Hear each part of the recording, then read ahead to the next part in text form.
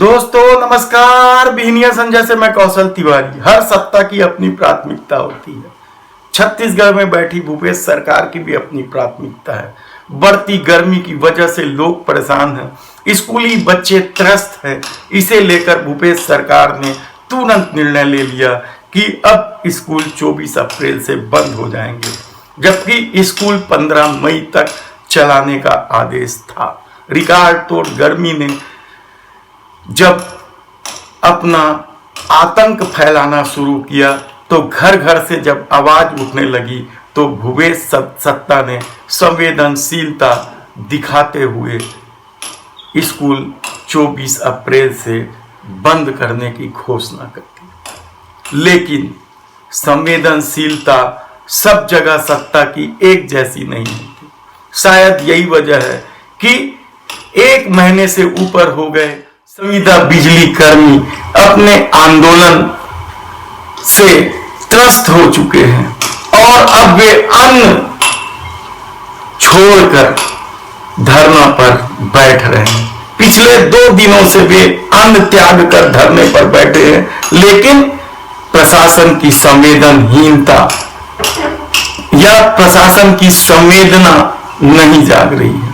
वे लगातार सत्ता को आकर्षित करने के लिए लगातार कई तरीके का धरना कर चुके हैं, भीख मांग चुके हैं, कफन ओढ़कर लेट चुके हैं, जल सत्याग्रह कर चुके हैं, घेराव का सहारा ले चुके हैं और अब तो वे अन्न त्यागने का निर्णय ले चुके हैं और लगातार पिछले 2 दिनों से उसका यह आंदोलन चल रहा है। इससे पहले जब वे जल सत्याग्रह का प्रदर्शन कर रहे थे, उस दौरान 3 संविदा बिजली कर्मियों की तबीयत खराब हो गई थी और आनंद पानन में उन्हें अस्पताल भी पहुंचाया गया। आप वीडियो देखेंगे तो दंग रह जाएंगे। पुलिस के लोग किस तरीके से चुपचाप खड़े हैं और संविदा बिजली कर्मचारी ही अपने साथियों को वाहन में रख रहे हैं। तब सवाल यह है कि सत्ता की संवेदना का क्या पैमाना है। नफरती गैंग को लेकर जिस तरीके से सत्ता हावी है, क्या उसकी संवेदनशीलता नया रायपुर में आंदोलन कर रहे किसानों के प्रति क्यों नहीं होती? उनकी मांगों को पर सार्थक चर्चा करके क्यों कोई निर्णय की स्थिति में, परिणाम की स्थिति में नहीं पहुंचाया जा सकता? इसी तरीके से महासमुंद क्षेत्र में भी महिला किसान आंदोलनकारी लगातार धरना दे रहे हैं। 8-10 गांव के महिला किसान आंदोलनकारियों को पुरुष किसान भी समर्थन कर रहे हैं। संयुक्त किसान मोर्चा अनिल दुबे, जागेश्वर प्रसाद, दीनदयाल वर्मा जैसे लोग समर्थन कर रहे हैं। लगातार इस भीषण गर्मी में महिला किसान धरनारत है, लेकिन भूपेश सरकार को या मुख्यमंत्री पर शायद सही सूचना नहीं दी जा रही है प्रशासन द्वारा, या फिर प्रशासन अपने तरीके से सब कुछ हाँक लेना चाहती है। इस भीषण महंगाई के दौर में जब आम लोगों के लिए जीवन जीना मुश्किल होता जा रहा है, तो ऐसे में अपराध एक नई चुनौती बनकर छत्तीसगढ़ के लिए आने लगा। आप ये नहीं कह सकते कि अपराध बढ़ने की वजह सिर्फ और सिर्फ भूपेश सत्ता की कमजोरी है, बल्कि इसे इस रूप में देखिए कि जब जब महंगाई बढ़ेगी तो लोग अपने तरीके से पूंजी जुटाने के लिए काम करेंगे और रोजगार न हो और खर्चा ज्यादा हो तो फिर एक वर्ग अपराध की दिशा में बढ़ता चला जाता है।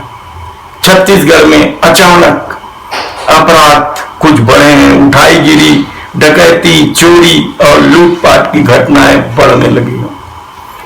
सत्ता इसे किस तरीके से कंट्रोल करेगी यह अलग बात है, लेकिन इस भीषण गर्मी में संविदा बिजली कर्मचारियों की हड़ताल की वजह से बिजली कंपनी मेंटेनेंस नहीं कर पा रही है। शिकायतों का त्वरित निराकरण नहीं हो रहा है और लोग त्रस्त हैं। नियमित कर्मचारियों की कमी है, लेकिन कंपनी की अपनी जिद है। कंपनी अपने हिसाब से सब कुछ चला लेना चाहती। दूसरी तरफ कोयला संकट की वजह से भी एक यहां के उद्योगों के लिए नई चुनौती बन गया है।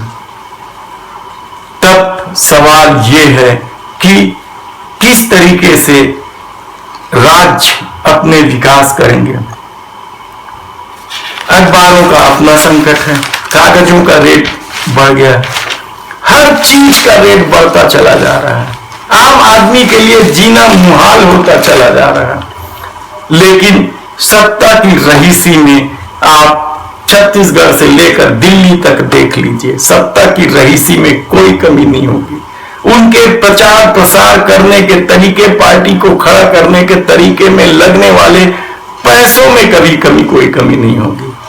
और आम आदमी ये सोच रहा है कि पार्टियां उससे सरोकार है, जबकि राजनीतिक पार्टियां केवल नेताओं से सरोकार रखती है। हम आपको अगली कड़ी में जरूर बताएंगे कि किस तरीके से पार्टियां और एक पार्टी दूसरे पार्टियों से किस तरीके से गलबैयां करती हैं। एक नेता दूसरी पार्टियों के नेता से किस तरीके से गलबैयां करते हैं।